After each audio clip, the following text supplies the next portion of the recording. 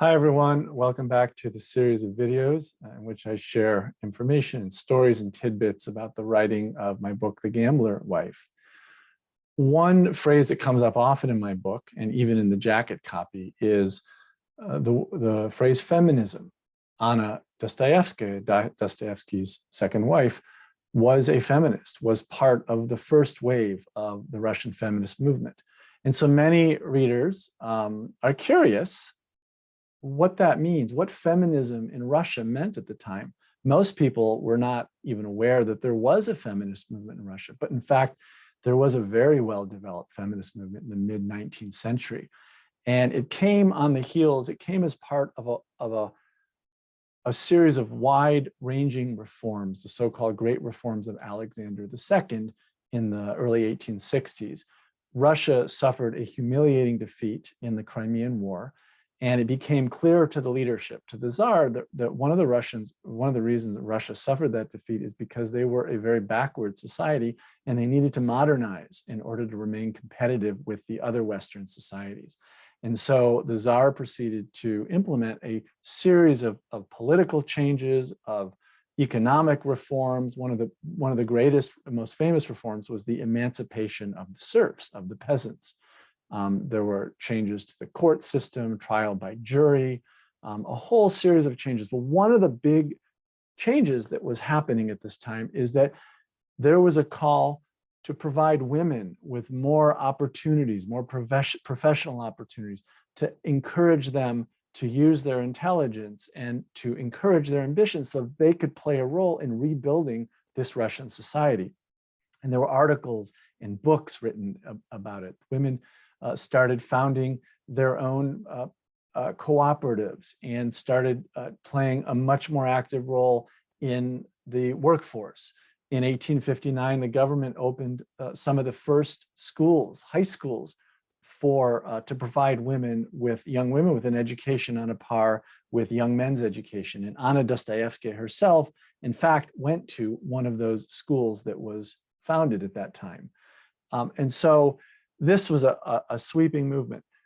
But what happened is this movement became extremely radical. Initially, it was more of a middle-of-the-road movement. The idea was to offer women, to train women to enter the workforce, to give them more opportunities, professional opportunities outside of their role in their families. But then the feminist movement in the 1860s became extremely radicalized.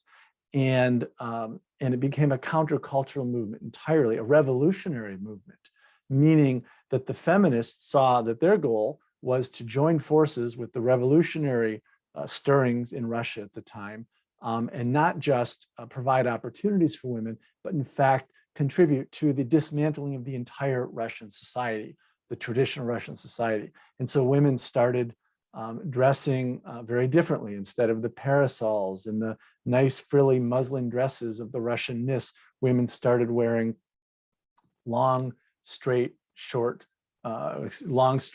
black skirts. They wore these blue spectacles to make themselves look more masculine, more intellectual. They cropped their hair short. They smoked in public.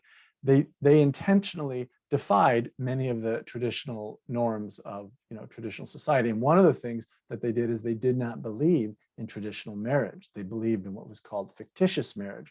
So what you would do is you would go through all the motions of a marriage with a man so that your parents and society would believe it was a legitimate marriage and that women would gain the protection of the law. And then the man, if he was an enlightened man, would allow his wife to go off and do whatever she wanted to do, to take multiple lovers, to pursue a profession of her own. Her responsibility was not to remain in the family. These were called fictitious marriages. So Anna came of age in this culture. And so she was very aware of all of these cultural elements. And she herself embodied many of these qualities of the Russian feminist. She was ambitious. She was independent-minded. She was extremely smart.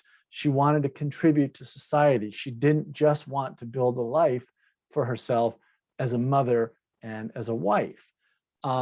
That said, Anna was different from the radical feminist in that she did marry for love.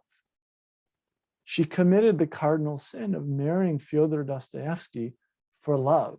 And even though she embodied many of the traits of the radical feminists, she was also in some ways a very traditional woman. And so that's what makes Anna so powerful and so complex and unique, is that she carved out a niche for herself in which she rewrote the script of 19th century Russian feminism in a voice entirely her own. She didn't subscribe to either the traditional, the pure traditionalism of her parents' generation, or the radicalism of, the progressivism of her more radical generation. She combined elements of both.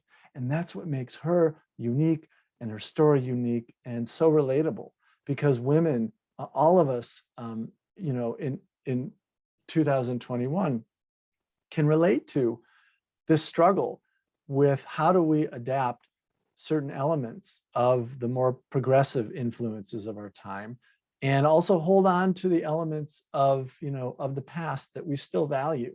This was Anna's struggle, and she lived that struggle throughout her lifetime.